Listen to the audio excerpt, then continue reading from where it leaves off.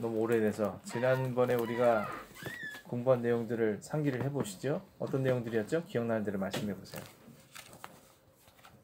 그 38년 된 병자가 고침을 받은 건데. 네. 근데 받았는데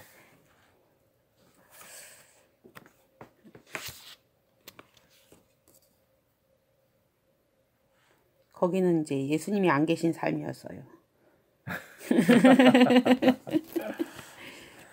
하나님의 도우심을 기대하는 마음으로 병자가 있었어요. 자, 예.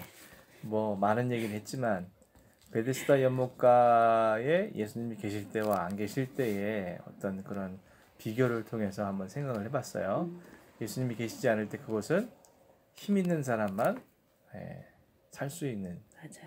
그런 곳이었죠. 그래서 어떻게 보면 그 베데스다 연못가가 자비라는 이름의 자비의 집이라는 뜻인데 자비가 없는 그런 곳이었죠. 예수님이 안 계신 곳은. 근데 예수님이 계셨을 때 그곳에 정말 진정한 자비가 베풀어지게 되었죠. 그 중에서도 가장 연약하고 가장 불쌍하고 가장 낮아진 심령이 있었던 그런 38년 된 병자, 정말 움직일 수조차 없는 그런 사람임에도 불구하고 오랜 시간 하나님의 도우심을 구하면서 그 자리에 있었다. 그리고 주님께서 그런 자에게 찾아가셔서 말씀해 주신 거죠. 일어나서 내 자리를 들고 가라. 그래서 그 사람이 일어나게 된 그런 사건에 대해서 지난 시간 함께 살펴보았습니다. 자, 오늘 구절을 보니까 이 날이 언젠지를 설명을 하고 있죠. 이 날이 어떤 날이었어요? 안식이었어요. 안식일. 예, 안식일이라는 그런 의미가 갖고 있는 뜻을 알겠죠. 자, 안식일은 어떤 날입니까? 안식일은 일하지 않고 예배드리는 날. 예, 그들이 정해놓은 법 아래에서 정말 그 무엇도 하면 안 돼. 치료 행위, 무슨 뭐 밥을 준다든지 뭐 이런 행위들부터 시작해서 모든 것을 제한해 놓은, 특별히 이 치료 행위는 굉장히 금지되어 있던 그런 일이었어요. 그런데 우리 예수님께서 어떻게 했어요? 치료하셨어요. 몰라서? 아니요. 알고 계셨어도. 아셨어도 행하신 거예요. 왜냐? 이거는 뭐 율법사들이나 뭐 서기관들 바리새인들에게 뭐 뭔가 보여주기 위함이 아니라 그런 예수님께서 안식일법을 넘어서서 사람들의 생명을 구원하는, 그 예수님이 그런 말씀하셨죠. 나는 안식일의 주인이다. 무슨 뜻이에요? 네, 그날은 주님께서 사람들의 생명과 사람들의 구원을 위해서 이 땅에 오신 분, 그러므로 그런 일들이 나타나야 될 날, 이게 진정한 안식일의 의미다라고 예수님께서 말씀을 하신 거예요. 그래서 이 날이 안식일이다라고 말씀하신 건 그럼에도 불구하고 이 38년 된 병자를 위해서 주님께서 일하셨다라는 것을 나타내고 있는 거죠. 자, 10절을 보니까 유대인들이 병난 사람에게 물어봤어요. 안식일인데 네가 자리를 들고 가는 게 옳지 않다라고 이야기를 했죠. 안식일에 이러한 것들이 금지되어 있던 거예요. 그랬더니 11절에 뭐라고 말했어요? 나를 낳게 한 그가 자리를 들고 걸어가라 하더라. 자, 이 사람은 자신이 안식일을 범한 게 아니라 나를 낳게 한 사람이 일어나 걸어가라고 했다라고 이야기를 하고 있어요. 어떤 느낌이 드세요? 핑계. 이 사람이 어떤 마음으로 이런 말을 한 것 같아요? 심정.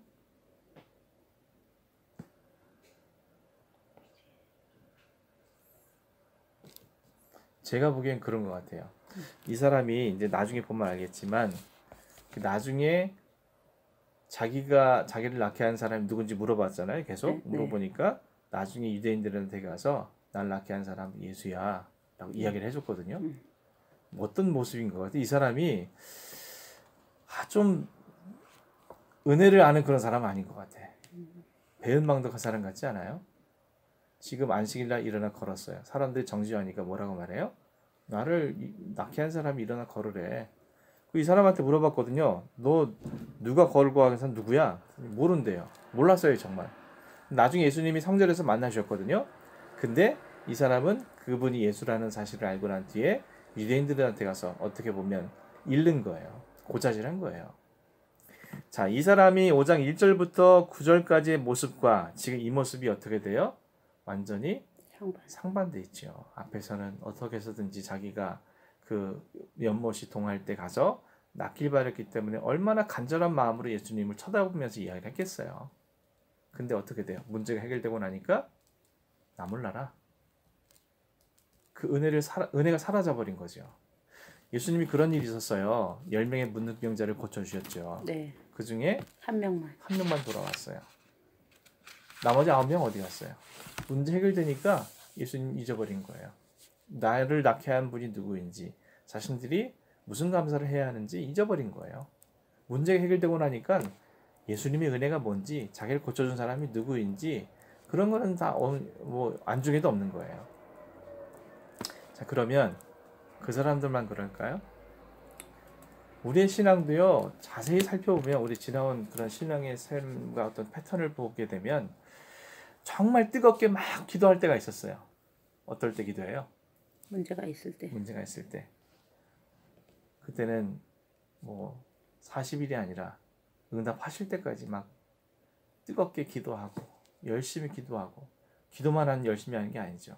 봉사도 열심히 하고 모두 열심히 하고, 정말 열심히 하지 않는 게 없어요. 근데 문제가 없으면 어떻게 돼요? 새벽 예배, 오늘 뭐 피곤하니까 뭐 째지 뭐. 봉사, 나 사람들 불편하고 능력도 없으니까 뭐 하지 말지 뭐.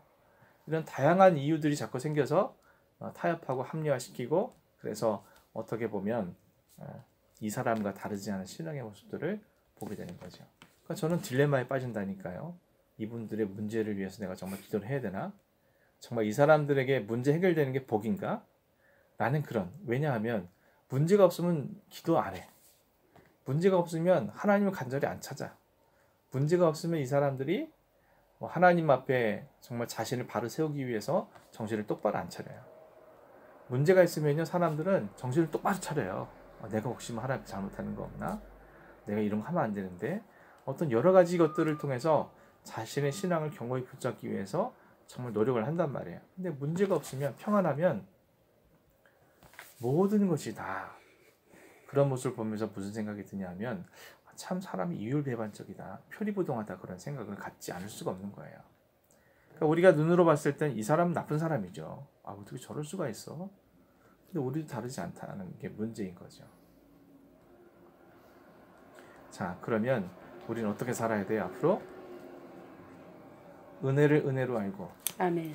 은혜를 우리가 우리의 삶을 통해서 계속해서 반응하는 그런 삶을 살아야 돼요. 우리가 은혜 받았다고 해서 그 한순간만 뜨겁고 열정이 있는 그게 아니라 우리의 모든 삶을 통해서, 따라서 그런 삶을 살기 위해선 은혜를 늘 찾고 갈망하고 만나고 경험하는 그런 일들이 계속 우리 삶 속에서 일어나야 되겠죠. 아멘. 근데 그게 없으면 이 사람이라는 게 완악해가지고, 또 사람이라는 게 연약해서 금방 시들해지고 금방 넘어지고 내가 언제 그랬냐는 듯이 그런단 말이죠. 그런 신앙이 되지 않기 위해서, 표리부동한 신앙이 되지 않기 위해서 우리는 부단히 노력을 해야 된다라는 사실들을 이 사람의 모습을 통해서 확인할 수 있죠. 사람들이 물어봤어요. 너 락한 사람 누구냐? 그랬더니 이 사람이 누군지 몰랐어요. 또 예수님이 그 자리에 계시지 않았어요. 근데 그 이후 예수님께서 성전에서 그 사람을 다시 만나 주셨어요. 왜 만나 주셨을까요? 구원해 주기 위해서. 구원해 주기 위해서. 네. 어디 그 뒤에 구원해 주신다는 얘기 있던가요? 다시는 죄를 범하지 말라 당부하기 위해서. 이 사람의 연약함을 아신 거예요. 아신 거죠. 어떤 연약함? 이 사람은 다시 죄를 지을 수 있는 연약함. 그럴 수 있다는 걸 아시고 가서 미리 얘기를 해주신 거예요. 가서 보통 이 전까지 예수님의 이런 어떤 모습들을 보면 이런 말씀하신 경우가 거의 없어요. 맞아요. 물론 나중에 뭐 가늠한 여인이 붙잡혔을 때 가서 가시는 죄를 짓지 마라 이런 얘기를 하지만, 근데 보통 치유하시고 난 다음에 내 믿음이 널 구원하였다라고 말씀하시든지, 아니면 뭐 어떤 다른 방법을 통해서 교훈을 주시는데, 이 사람에게는 유독 보라 내가 나았으니 더 심한 것이 생기지 않게 다시는 죄를 범하지 말아라. 다시라는 말은요, 이 사람이 38년 된 병자가 된 이유가 죄로 말미암았다라는 사실을 유추할 수 있고요. 또 다시는 죄를 범하지 말라. 예. 그런 것은 이 사람이 앞으로 죄를 지을 수 있는 가능성이 있고 그것을 그가 받은 은혜와 믿음으로 이겨나가는 그런 과정들이 필요하다라는 것을 그에게 상기시킨 거예요. 근데 결국엔 뭐 실패했지만 어쨌든 이 사람에게 예수님께서는 직접 찾아가셔서 당신이 예수라는 것도 알려주시고 네가 더 심한 것이 생기지 않도록 다시는 죄를 범하지 말아라 라고 그에게 경고를 하고 계신 것을 볼 수 있습니다. 자, 이 죄라는 것은요 참 무서워요. 이게 반복될수록 확장성이 얼마나 큰지 제가 몇 차례 말씀드렸지만 이 가인의 후손 중에 라멕이라는 사람이 뭐라고 말했어요? 가인을 위해선 7배일진데 나를 위해선 77배다. 그 죄라는 것이 고쳐지지 않고 상쇄되지 않고 그 자식과 자식을 통해서 이어지면서 점점 확장되고 있죠. 11배라는 것은요 단지 11배라는 뜻이 아니라 정말 죄가 관영해질 정도로 죄가 꽉 찼다. 나중에 어떻게 하나님께서 이 세상을 멸하지 않고는 견딜 수 없을 정도로 노아의 가족들을 제외한 모든 사람들을 쓸어버리실 정도로 이 땅에 죄가 관영하게 되었다라는 것을 알 수 있는 거죠. 자, 우리가요 우리 안에 발견되어진 드러난 죄가 있어요. 근데 그거를 어물쩍 넘어가려고 하면 안 돼요. 그거를 적당히 이건 내가 고치기 힘들고 불편하고 이거를 내가 하는 게 좀 그러니까 자꾸 피하려는 사람들 많아요. 근데 피해서는 될 문제가 아니에요. 죄라는 문제는. 어떤 사람들은 하나님이 나한테 뭐라고 말씀하신 거 다 알고 내가 이게 잘못된 거 알고 근데 고치기 싫고 듣기 싫으니까 피하려고 그래. 요나가요. 피하려고 그랬어요. 피할 수 있었던가요? 아니요. 못 피하죠. 하나님이 어떤 분이신데 그걸 가만 놔두겠어요. 붙잡아다가 갖다 던져놓잖아요. 저도요 예전에 피하려고 그랬어요. 예. 한국에서 사역하는 게 너무 싫어가지고 피하려고 그랬어. 근데 하나님이 딱 붙잡아가지고 더 심한 데다 갖다 던져놓으시더라고. 그래서 이쯤 하면 됐겠지 싶었는데 하나님이 또 우리 교회에 딱 던져놓으시더라고. 하나님 그런 분이세요. 죄가 또 문제가 어떤 내가 극복하지 못하는 것을 우리가 피한다고 될 문제가 아니라 맞닥뜨려서 그것을 이겨날 때까지 하나님 하시는 분이에요. 욥이요. 그 고난 그 정도 당했으면 됐잖아요. 의인인데 당대에. 하나님 하나님 저 죄인이에요 라는 말을 듣기 위해서 얼마나 많은 시간들 친구들에게 막 당하고 자식들 뭐 다 죽고 막 재산 다 몰수되고 막 없어지고 아내가 와서 막 저주하고 뭐 그런 오랜 시간들을 하나님은 너는 피하지 말아라. 네가 의인이라고 착각에 빠져있는 그 마음속에서 벗어나야 돼. 네가 이걸 극복해야 돼. 그래서 나중에 극복하니까 뭐라고 돼요? 갑자기 축복을 주시잖아요. 우리는 우리의 드러난 죄를 피하려고 하면 안 돼. 맞닥뜨리고 어떻게 해서든지 믿음으로 또 말씀으로 기도로 이겨나려고 해야 돼요. 그래야 우리가 거기서 자유할 수 있고 그래야 우리는 더 심해지지 않는 그런 결과를 가져올 수 있다는 거예요. 다시는 하지 말라죠. 다시는. 자, 우리의 또 일상의 삶의 모습에서 어떤 우를 범합니까? 주일날 우리가 하나님께 회개기도 하잖아요. 네. 어때요? 내용들을 들어보면 똑같은 죄. 거의 비슷해요. 하나님, 저 이번에 애들한테 너무 분노를 발했어요. 용서해 주세요. 주일날 참회기도 했단 말이에요. 그럼 뭔가 좀 달라지는 게 있어야 되는데 그 다음 주 와서 또 하나님, 저 이번 애들도 용서 못했어요. 분노했어요. 뭐 이런 일들. 우리가 죄를 극복하지 못하면 이처럼 계속 반복되고 다시는 범하지 말라는 그 하나님 주님의 말씀에 계속 위배되는 그런 신앙의 삶을 살아갈 수밖에 없다는 거죠. 그래서 예수님은 이 사람에게 미리 다시는 죄를 범하지 마라고 경고를 하셨지만 이 사람은 뭐라고 했어요? 유대인에게 가서 자기를 고치는 이는 예수라 하니라. 이 일 때문에 어떻게 됐어요? 유대인들이 예수를 더 박해하게 됐어요. 어떻게 보면 이 사람은 가룟 유다에 버금가는 그런 사람이었던 것 같아요. 자기에게 일어난 일들, 자기를 정죄하는 사람들을 향해서 책임적 존재가 되지 못하고 남에게 탓을 돌리는 그런 모습들. 그런 모습들이 이 사람이 갖고 있는 어떤 변화되지 못한 죄성의 모습들의 하나다라는 것을 볼 수가 있는 거죠. 근데 이게 죄의 속성인 것 같아요. 우리가 아담과 하와 때부터 죄를 짓고 난 뒤에 뭘 했어요? 책임지려 하지 않았잖아요. 자기 죄에 책임지려고 하지 않았어요. 네.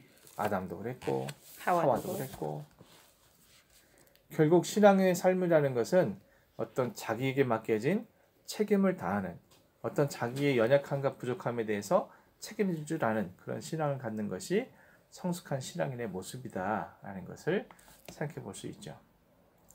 이 책임진다는 게 참 어려운 일이긴 해요. 하지만 그럼에도 불구하고 책임을 지려는 그런 신앙의 자세를 반드시 견지해야겠다라는 것을 예수님의 말씀을 통해서 확인할 수 있습니다. 자, 예수님을 박해하게 됐어요. 그랬더니 예수님 뭐라고 말씀하셨어요? 내 아버지께서 이제까지 일하시니 나도 나도 일한다. 일한다. 자, 여기서 몇 가지 이야기를 하고 계시죠? 하나님은 내 내 아버지다. 아버지시여 라는 이야기를 했고, 두 번째는 하나님께서 일하고 계시다라는 것을 인지하고 계시다. 하나님은 지금 일하고 계시다. 하나님 앞으로도 일하실 거다라는 의미를 담고 있고, 자신은 그 하나님과 더불어서 일하는 존재다라는 것을 밝히신 것을 볼 수 있어요. 자, 우리가 하나님을 아버지다라고 부른다는 의미가 뭐겠습니까? 단지 보호와 어떤 하나님의 돌보심과 어떤 하나님의 책임져 주심과 이러한 것들을 기대하기 위한 호칭으로 아버지라고 부르는 건 아니에요. 하나님 내 아버지 되심이라는 것을 인정한다라는 것은 아들로서의 의무와 책임을 다한다라는 의미도 수반되어 있습니다. 아멘. 자식이 자식된 도리를 다하지 못하면 어떻게 되겠어요? 그거는 아버지라 부를 수 없는 거죠. 아버지의 자식으로서, 아들로서 해야 할 일들, 의무와 책임들을 다하고 자신이 아버지와 더불어서 일하는 존재가 되어질 때 비로소 참된 하나님의 자녀로 우리가 말할 수 있게 되는 거죠. 예수님께서는 내 아버지께서 이제까지 일하신다. 그리고 앞으로도 일하실 거다. 나는 그분과 더불어서 일할 것이다. 라는 그런 고백을 하고 있는 거예요. 자, 우리는 아버지의 일에 동참해야 돼요. 아버지의 일에. 네. 아버지 일에 동참해야죠. 아버지께서 무엇을 일하시는지, 어떤 일을 하시는지, 내가 어떻게 해야 그 일에 동참할 수 있는지, 내가 어떻게 해야 그분과 더불어서 하나님이 이루시고자 하는 일들을 성취해 나가는 도구로 쓰임받을 수 있을지 라는 것을 늘 고민하며 사는 것이 바로 신앙인의 삶을 살아가는 중요한 척도다라는 것을 생각해 볼 수 있어요. 아멘. 근데 많은 사람들이 하나님과 상관없는 일을 하려고 해요. 한국교회가 왜 이렇게 쇠락했을까요? 하나님과 상관없는 일을 하기 때문이에요. 하나님이 교회 크게 지으라고 했을까요? 아니요. 하나님이 교회 성장을 추구하세요? 아니요. 담임 목사님이 성도들을 몰라요. 제가 다 있던 교회만 해도 그랬어요. 제가 주로 있던 교회가 다 1000명 이상씩 되니까 담임 목사님이 성도가 누군지를 몰라. 자기가 돌봐야 될 양을 이름을 모른다는 게 그 의미가 있을까요? 근데 사람들은 자꾸 모으고 성장시키고, 제가 부목사일 때만 하더라도 교회 성장시키는 게 제일의 사역의 목적이었어요. 어떻게 해서든지 사람들 끌어모아가지고 우리 교인이 몇 명이다, 우리는 이 정도로 크다 라는 것을 자랑하는 그런 환경 속에서 제가 사역을 해왔어요. 근데 그게 하나님이 하시는 일이 아니거든요. 물론 많은 사람들이 구원받는 건 참 원하시지만, 알고 계시겠지만, 교회가 성장하는 게 새로운 신자들로 채워진 게 아니라 수평이동이 많거든요. 기신자들이 움직이는 거예요. 그러면 이건 하나님이 원하시는 일이 아니라 어떻게 보면 작은 교회를 더 가난하게 만드는 그런 일들로 비춰질 수 있고, 또 그런 일들을 통해서 하나님이 기뻐하시는 일들이 막 나타나기보다는 사람이 많아지면 분쟁이 생기고 서로 다투는 일이 생기고 이권을 챙기는 일이 생기게 되고, 수많은 정말 교회에서 잊지 말아야 될 일들이 많이 파생된 것을 우리는 볼 수 있어요. 자, 우리가 일을 할 때 이게 정말 내가 하나님의 일에 동참하는 건가? 이게 하나님이 하시는 일인가? 내가 하나님의 일에 정말 쓰임 받고 있는 건가? 라는 고민을 하지 않으면 그 일은 하지 말아야 돼요. 여러분들도 저와 더불어서 교회에서 많은 봉사를 하잖아요. 또 어떤 일을 계획하고 어떤 일을 이루잖아요. 왜 하지? 이게 정말 하나님 원하시는 일일까? 이 일을 지금 하고 계실 때 내가 동참하고 있는 건가? 이런 고민을 하지 않고 하는 모든 일들은 사실은 하나님과 상관없는 일인 거고, 그것은 결국 내 자신을 스스로 무너뜨리는 결과를 초래할 수 있다. 예수님께서 내 아버지께서 이제까지도 일하시니 나도 일한다. 아멘. 너희들도 이 일에 동참해라. 아멘. 라는 말씀을 지금 하고 계신 거예요. 자, 그랬던 유대인들이 어떻게 했어요? 더욱 예수님을 죽이려고 했어요. 듣기 싫은 거죠. 듣고 싶지 않은 거예요. 예수님의 이런 말씀들 왜? 그리고 더 나아가서 안식일을 범할 뿐만 아니라 하나님을 자기 친아버지라고 하니까 하나님과 자기를 동등되게 여기니까 그와 같은 일들을 부정할 뿐만 아니라 예수님을 박해하고 죽이려고 든 거죠. 자, 상식. 하나님도 하나님인데 예수님도 하나님이라고 그러잖아요. 어떤 사람 그런 질문 많이 해요. 아니, 하나님이 계신데 왜 예수님이 하나님이냐? 성령님도 하나님이잖아요. 왜 그렇게 불러요? 사람들이 이렇게 물어볼 거 아니에요, 애들이. 아니, 하나님도 그렇고 예수님도 어떻게 하나님이에요? 라고 물어보면 뭐라고 대답하실래요? 저는 역할을 얘기한다니까요. 역할? 지난번에 삼위일체 그거 하면서 아버지, 아들, 예. 아니 물론 이렇게. 성부, 성자, 성령인데 세 분 다 하나님이시잖아요. 예수님도 하나님이시고, 아니 다 아버지, 성부 있고, 성부 근데 하나님 계시고, 예수님 계시고, 성령 계신데. 설명으로는 이게 턱도 없이 부족해서 그래도 우리가 이렇게 언어로 표현할 수 한다는 게 아빠, 직장인, 또 아버지, 아들 이렇게 하면서 이렇게 설명은 하는데 턱없이 부족해서. 근데 그거 삼위일체 이론하고 이거는 좀 틀려요. 그 삼위일체 이론은 우리가 셋이 하나고 하나가 어떻게 셋이야? 이거는 우리가 도저히 우리의 입술로는 표현할 수 없는, 정말 이해시킬 수 없는 그런 부분이라서 그런 거고, 지금 제가 말씀드리는 건 왜 하나님과 예수님과 성령님이 다 하나님이냐, 왜 그렇게 부르냐 라고 물어볼 때 애들이 물어볼 거 아니에요. 우리가 하나님을 설명할 때 예수님은 참 하나님이시여 라는 설명을 할 때가 있잖아요. 그러니까는 예를 들어 이럴 수도 있죠. 아빠도 사람, 엄마도 사람, 모두 다 사람이잖아. 이렇게. 네, 그 맞아요. 우리가 하나님이 아버지이시고 예수님도 하나님이신 이유는 이게 그 인격체가 하나님이라는 그런 그 어떻게 말하면 종족 하나님 종족인 거죠. 하나님인 거예요. 세 분은 다. 그래서 그렇게 설명을 할 수 있고, 우리가 사람은 홍은주, 오병근 이렇지만 어쨌든 우리 다 사람이라는 범주 안에 들어있는 거고, 개는 또 개의 세계가 있는 거고, 맞아요. 이런 것처럼 그런 종류, 그런 차원에서 얘기를 하는 거라서 예수님이 왜 하나님이시냐 라고 물어볼 때 맞아요. 우린 그들에게 그렇게 설명할 수 있어야 된다. 맞아요.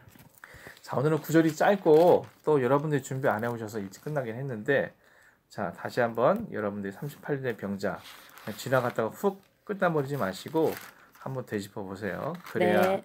마음에 남고 삶에 이룰 수 있는 그런 일이 생길 수 있으니까 그렇게 해주시기를 부탁드리고, 다음 주에는 19절에서 29절까지 말씀 보겠습니다. 네.